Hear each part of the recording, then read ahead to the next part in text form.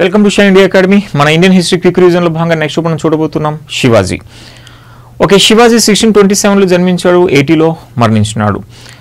అయితే కొందరు చరిత్రకారుల ప్రకారంగా శివాజీ 1630లో జన్మించినాడు అని చెప్పేసి అంటుంటారు. 1630 ఎక్కువ చరిత్రకారుల అభిప్రాయం 1627. ఓకే, 1627లో శివాజీ శివనేరు కోట పూణే. సో పూణేలో శివనేరు కోటలో జన్మిస్తున్నాడు ఆయన. ఈ శివనేరు కోటలో షాజీ భోన్స్లే, తండ్రి పేరు షాజీ భోన్స్లే, తల్లి పేరు జిజియా బాయ్ అని చెప్పేసి అంటారు. జిజియా బాయ్.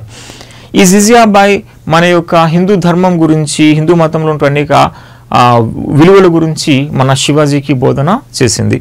అయితే శివాజీకి ఒక మత గురువు ఉండేవాడు, సమర్థ రామదాస్ అని చెప్పేసి అంటారు. సమర్థ రామదాస్.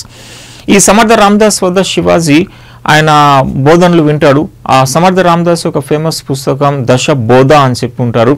ఆ దశ బోధ గ్రంథంలో హైందవ రాజ్య స్థాపన చేయాలని చెప్పి సమర్థ రామదాస్ పేర్కొంటాడు. ఆ సమర్థ రామదాస్ ఒక బోధనలు శివాజీ పైన చాలా ప్రభావం చూపే, తర్వాత హైందవ రాజ్య స్థాపన చేయాలని చెప్పి శివాజీ అప్పుడు కంకణం కట్టుకున్నాడని చెప్పేసి అంటారు. ఇక శివాజీకి యుద్ధ తంత్రాలు నేర్పించింది, గెరిలా యుద్ధం నేర్పించినటువంటి వాడు దాదాజీ కొండదేవ్ అని చెప్పి అంటారు. దాదాజీ కొండదేవ్.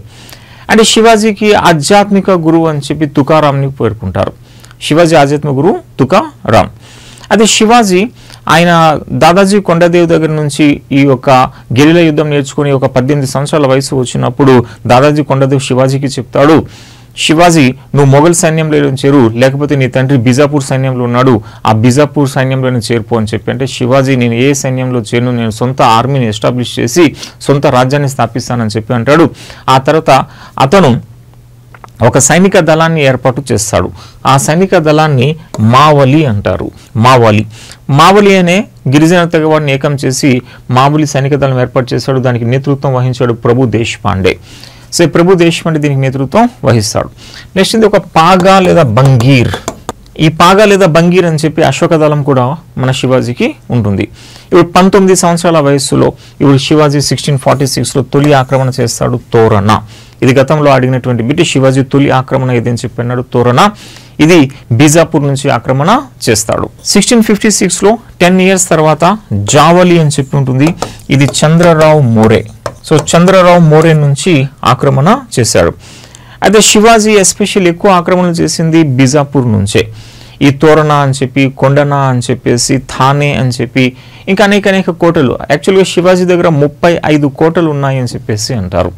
అయితే ఒక చంద్రరావు మోరే నుంచి జావలి అని ఒక పెద్ద ప్రాంతాన్ని ఆక్రమణ చేశాడు. ఒకేలాగా అనేక ఆక్రమణలు బీజాపూర్ నుంచి చేయడం వల్ల బీజాపూర్లో అప్పుడు ఒక మహిళా సంరక్షకురాలు ఉంటుంది, బారీ బేగం అని చెప్పి అంటారు. ఆ బారీ బేగం ఏం చేస్తుందంటే ఇప్పుడు ఈ శివాజీని అంతం చేయడం కోసం 1659లో అఫ్జల్ ఖాన్ని పంపిస్తుంది ఆమె. సో 1659లో అఫ్జల్ ఖాన్ వస్తాడు. అయితే అఫ్జల్ ఖాన్ శివాజీని పట్టుకోవడానికి ప్రయత్నం చేస్తాడు, కానీ అది కుదరలే. శాంతి చర్చల ద్వారా ఇప్పుడు ఒక ఒప్పందం చేసుకుని ఆ ఒప్పంద సమయంలో శివాజీని చంపేద్దామని ప్లాన్ చేస్తున్నాడు అఫ్జల్ ఖాన్. అయితే అఫ్జల్ ఖాన్కి శివాజీకి మధ్య అప్పుడు సమావేశం అనేది జరుగుతుంది. అయితే ఆ సమావేశంలో ఇప్పుడు ఒకరిపైన ఇంకొకరు దాడి చేసుకుంటారు, దాంతో యుద్ధం జరుగుతుంది. దాన్ని ప్రతాప్గఢ్ యుద్ధము అని చెప్పేసి అంటారు. ప్రతాప్గఢ్ యుద్ధం. అయితే ప్రతాప్గఢ్ యుద్ధంలో శివాజీ గెలిచేస్తాడు, అఫ్జల్ ఖాన్ ఓడిపోయాడు. అఫ్జల్ ఖాన్ చంపబడతాడు. అతని పొట్టని చీల్చేస్తాడట శివాజీ 1659లో. నెక్స్ట్ ఈ విషయం తెలుసుకున్న ఔరంగజేబ్ 1660 నుంచి 63 మధ్యకాలంలో షైస్తా ఖాన్ని పంపిస్తాడు. షైస్తా ఖాన్. అయితే షైస్తా ఖాన్ 1660లో వచ్చి శివాజీ యొక్క ప్యాలెస్ లాల్ మహల్ అని చెప్పేసి అంటారు. ఆ లాల్ మహల్ని ఆక్రమణ చేస్తాడు. శివాజీ అడవుల్లోకి వెళ్ళిపోతాడు. అయితే 3 సంవత్సరాల పాటు శివాజీ అడవుల నుంచి ప్రతిఘటన చేస్తాడు. అయితే 1663లో సడన్ అటాక్ చేస్తాడు శివాజీ. దాంతో షైస్తా ఖాన్ ఓడిపోతాడు. షైస్తా ఖాన్ బొటన్ వేలు కూడా తెగిపోతుంది. అప్పుడు షైస్తా ఖాన్ ఆగ్రాకి వెళ్ళినప్పుడు ఔరంగజేబ్ అతని ముఖాన్ని కూడా చూడకుండా షైస్తా ఖాన్ ఏం చేస్తాడంటే బెంగాల్కి పంపించేస్తాడు. అయితే ఔరంగజేబ్ తరచుగా చెప్పేవాడు తనకు అత్యంత ఆప్తుడు, తనకు అత్యంత అపాయకరమైన వ్యక్తి ఈ షైస్తా ఖానే అని చెప్పి ఔరంగజేబ్ పేర్కొనేవాడు. అప్పుడు ఔరంగజేబ్ 1665లో జైసింగ్ని శివాజీని పట్టుకోవడం కోసం పంపిస్తాడు. అయితే జైసింగ్ సక్సెస్ అవుతాడు, శివాజీని బంధిస్తాడు. అయితే అప్పుడే పురందర్ అనే ఒప్పందం జరిగింది. సో జైసింగ్కి శివాజీకి మధ్య జరిగిన ఒప్పందం పురందర్ ఒప్పందం. ఈ పురందర్ ఒప్పందం ప్రకారంగా శివాజీ మొఘల్ సైన్యంలో చేరుతానని చెప్పేసి అంటాడు. నెక్స్ట్ ఇయర్ 1666లో ఈ యొక్క శివాజీ ఆగ్రాకి వెళ్తాడు ఈ మొఘల్ సైన్యంలో చేరడానికి. అయితే ఆయనకి తక్కువ ర్యాంక్ ఇవ్వబడుతుంది. శివాజీకి తక్కువ ర్యాంక్ ఇవ్వడంతో శివాజీ మొఘల్స్ని దూషించాడు. ఆ తర్వాత శివాజీని చంపేయాలని చెప్పి ఆస్థానంలో ఉన్న వాళ్ళు డిమాండ్ చేసినప్పటికీ ఔరంగజేబ్ ఈ శివాజీని ఏం చేస్తాడు, ఆగ్రా కోటలో బందీగా పెడతాడు. అయితే ఆగ్రా కోటలో బందీగా ఉన్నప్పుడు ఔరంగజేబ్ యొక్క సోదరి రోషనారా అని చెప్పేసి అంటారు. రోషనారా ఈమె శివాజీ యాక్చువల్గా రోషనారా సహాయంతో ఔరంగజేబు పాలకుడు అయినాడని చెప్పాడు. ఎందుకంటే రోషనారా ఆ తండ్రి షాజహాన్కి వ్యతిరేకంగా ఉండే. ఈ రోషనారా అప్పుడు ఆగ్రాలో ఢిల్లీలో జరిగే ప్రతి విషయాన్ని కూడా ఔరంగజేబ్కి తెలియజేసేది. ఆ వ్యూహం ప్రకారంగా ఔరంగజేబ్ ఆయన దాడి చేస్తాడు. 1658లో పాలకుడు అయిపోతాడు. ఆ తర్వాత రోషనారా తండ్రికే ద్రోహం చేసినావు, అన్నకి కూడా ద్రోహం చేసే అవకాశం ఉంది అని చెప్పి రోషనారా యొక్క 2 కళ్ళు తీసేసి ఆగ్రా కోటలో బందీగా పెడతాడు ఔరంగజేబ్ ఈ రోషనారాని. ఔరంగజేబ్ ఇంకొక సిస్టర్ ఉంటుంది జహనారా. జహనారా చాలా రెస్పాన్సిబుల్ ఉమెన్గా ఉండేది. అందువల్లనే ఔరంగజేబ్ జహనారాని తన రాజ్యంలో మొదటి మహిళ అని చెప్పి హోదా కూడా ఇస్తాడు, మొదటి మహిళ. కానీ రోషనార్ 2 కళ్ళు తీసేస్తాడు. దాంతో రోషనార్ అనుకుంటుంది తన అన్నకు వ్యతిరేకంగా ఏదైనా పని చేయాలి అని చెప్పి. అలాగా అప్పుడు శివాజీ ఆగ్రా కోటలో బందీగా ఉన్నప్పుడు అదే కోటలో ఉన్నటువంటి రోషనార్ తన చెలికెత్తెల సహాయంతో శివాజీని ఒక మిండి క్యాప్ అంటే ఒక భిక్షగాడు వేషం వేయించేసి శివాజీని తప్పించేస్తుంది ఈ రోషనారా. అయితే తప్పించుకున్న శివాజీ ఆయన పోగొట్టుకున్న కోటలను తిరిగి ఆక్రమణ చేశాడు. At the same time Surat పైన అటాక్ చేస్తాడు. 1672లో 1670 సూరత్ పై అటాక్ చేసి చాలా పెద్ద ఎత్తున సొత్తును కొల్లగొట్టాడట శివాజీ. ఆ తర్వాత సూరత్ వర్తకులు నెమ్మదిగా ఒకటిగా బాంబే వైపుకి షిఫ్ట్ అయినారు. ఆ విధంగా మన భారతదేశంగా ఫైనాన్షియల్ సిటీ బాంబే అయిపోయిందని చెప్పేసి అంటారు. 1674లో శివాజీ పట్టాభిషేకం జరిగింది. శివాజీ హైందవ రాజ్య స్థాపన చేయాలని చెప్పిన డ్రీమ్ కాబట్టి కాశీ బ్రాహ్మణుడు ఒకడు గాగా భట్ అని చెప్పేసి ఉంటాడు. ఆ గాగా భట్ సహాయంతో శివాజీ ఆయన పట్టాభిషేకం చేయించుకుంటాడు 1674లో. అప్పుడే శివాజీకి హైందవ ధర్మోద్ధారకుడు అని చెప్పి బిరుదు ఇవ్వబడుతుంది. ఛత్రపతి అనే బిరుదు ఇవ్వబడుతుంది శివాజీకి 1674లో. ఇక ఆయన 6 సంవత్సరాలు పరిపాలన చేశాడు. 1680లో ఇతను చనిపోయినాడు. ఒక 6 సంవత్సరాలు మాత్రమే పరిపాలన చేసినాడు అని చెప్పేసి అంటారు. ఒక శివాజీ యొక్క 5 భార్యల్లో ఒక భార్య సోయరాబాయి అని చెప్పి ఉంటుంది. ఆ సోయరాబాయి తన కుమారుడైనటువంటి రాజారాంని పాలకుని చేయాలనే ఉద్దేశంతో ఈ శివాజీ పైన విషప్రయోగం చేసిందని చెప్పేసి అంటారు.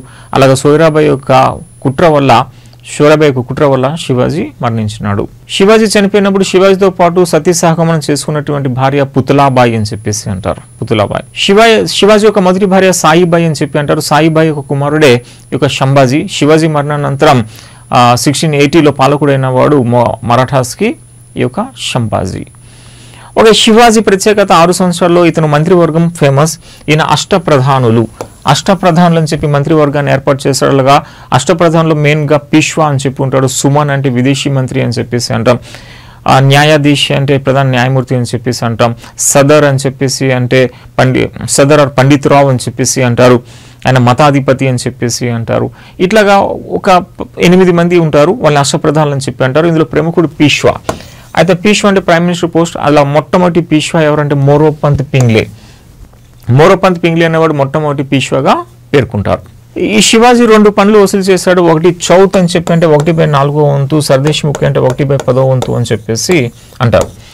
ఈ చౌత్ పన్ను, సర్దేశ్ముఖి పన్నును శివాజీ తన సరిహద్దుల్లో ఉన్న శత్రు గ్రామాల నుంచి వసూలు చేస్తాడు. ఇతను దాడి చేయకుండా ఉండడం కోసం చౌత్, వేరే వాళ్ళు దాడి చేయకుండా రక్షణ కల్పించడం కోసం సర్దేశ్ముఖి పన్నులను వసూలు చేశాడని చెప్పి అన్నాం. కాబట్టి మన మరాఠా చరిత్రకారుడు అయినటువంటి ఒకడు మన ఎంజీ రెనడే ఈ చౌత్ అండ్ సర్దేశ్ముఖి పన్నులను బ్రిటిష్ యొక్క సైనిక సహకార విధానంతో సబ్సిడరీ అలయన్స్ సిస్టంతో పోల్చాడని చెప్పేసి అంటాం. ఓకే, శివాజీ సంబంధించిన కొన్ని ప్రముఖమైన అంశాలు. శివాజీ తర్వాత వచ్చినటువంటి శంభాజీ తర్వాత రాజారాం తర్వాత శివాజీ 3 తర్వాత షాహు. ఆ షాహునే శివాజీ 2 అని చెప్పేసి కూడా పేర్కొంటారు. అయితే ఇక్కడ షాహు కాలంలో శివాజీ యొక్క మనవుడైన ఈ షాహు కాలంలో ఈ యొక్క పీష్వాగా బాలాజీ విశ్వనాథ్ అనేవాడు వస్తాడు. ఎప్పుడైతే బాలాజీ విశ్వనాథ్ అనేవాడు పీష్వాగా వస్తాడో ఈ బాలాజీ విశ్వనాథ్ పవర్ఫుల్గా అయిపోయి రాజుని కేవలం నామమాత్రం చేసేస్తాడు. అలాగా బాలాజీ విశ్వనాథ్ తొలి పవర్ఫుల్ పీష్వాగా పేర్కొంటారు. అలా బాలాజీ విశ్వనాథ్ పీష్వా పదవిలో వారసత్వాన్ని ప్రవేశపెట్టాడు. అయితే గతంలో శివాజీ కొడుకు శంభాజీ తర్వాత వచ్చినటువంటి అలాగ వారిలో షాహు. వీళ్ళు కాలంలో మరాఠా అంటే ప్రస్తుతం ఉన్న మహారాష్ట్రలో ఒక సగ ప్రాంతం మాత్రమే ఉండేది. అయితే అప్పుడు ఉన్నటువంటి మరాఠా రాజ్యాన్ని కాస్త ప్రస్తుతం ఉన్నటువంటి మొత్తం మహారాష్ట్ర, గుజరాత్, రాజస్థాన్, మధ్యప్రదేశ్, ఈవెన్ ఒరిస్సా వరకు విస్తరింపజేసింది ఎవరంటే పీష్వాలు విస్తరింపజేస్తారు. అటువంటి పీష్వాలు మొదటిగా ముగ్గురు పవర్ఫుల్ పీష్వాలు ఉంటారు. ఆ ముగ్గురు బాలాజీ విశ్వనాథ్ అని చెప్పి, ఆయన కొడుకు ఒకటో బాజీరావు అని చెప్పి, ఆయన కొడుకు బాలాజీ బాజీరావు అని చెప్పి, వీళ్ళు ముగ్గురు పీష్వాలు. సో అలాగే పీష్వాల్ అని చెప్పి బ్రీఫ్గా మనం చూస్తే, సో పీష్వాల్లో బాలాజీ విశ్వనాథ్ అని చెప్పేసి ఉంటాడు. ఈ బాలాజీ విశ్వనాథ్ ఇతను సమ్ 1712 నుంచి 20 మధ్య అయిన ఉంటాడు బాలాజీ విశ్వనాథ్. తర్వాత బాజీరావు 1 అని చెప్పేసి ఉంటాడు. ఈ బాజీరావు 1720 నుంచి 40 మధ్య ఉంటాడు. తర్వాత బాజీరావు అని చెప్పి ఉంటాడు. ఈయన 1740 నుంచి 61 అని చెప్పి అంటాం. ఇక మాధవరావు అని చెప్పేసి ఉంటాడు. మాధవరావు 1, ఈయన 1761 నుంచి 72 ఆ మధ్య కాలంలో ఉంటాడు. తర్వాత నారాయణరావు అని చెప్పి వస్తాడు. ఈయన 1772-73 మధ్య ఉంటాడు. ఇక రఘోబా అని చెప్పేసి అంటాం.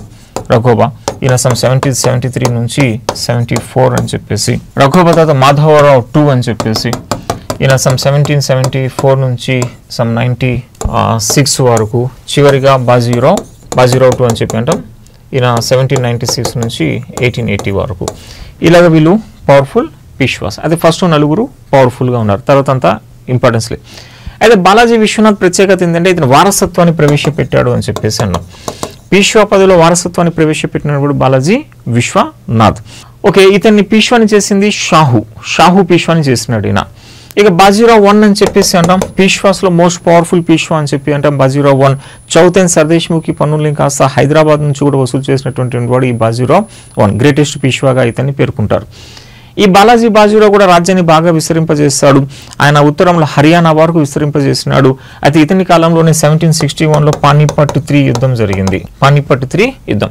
ఈ పానిపట్ 3 యుద్ధంలో ఈ మరాఠాలు సదాశివరావు అండ్ విశ్వాసరావు భావే, ఈ సదాశివరావు అండ్ విశ్వాసరావు భావే అనే వాళ్ళు వెళ్తారు. అప్పుడు ఆఫ్ఘన్ దండయాత్రికుడు అయినటువంటి అహ్మద్ షా అబ్దాలీని ఎదుర్కోవడం కోసం ఈ మరాఠా సదాశివ అండ్ విశ్వాసరావు వెళ్తారు. కానీ ఇక్కడ ఓడిపోతారు మరాఠాలు. ఎప్పుడైతే మూడవ పానిపట్టు యుద్ధంలో మరాఠాలు ఓడిపోయారు, అహ్మద్ షా అబ్దాలీ చేతులు అన్న వార్త తెలుసుకుంటాడో ఈ బాజీరావు గుండెపోటుకి గురైపోయి ఆయన చనిపోయాడు.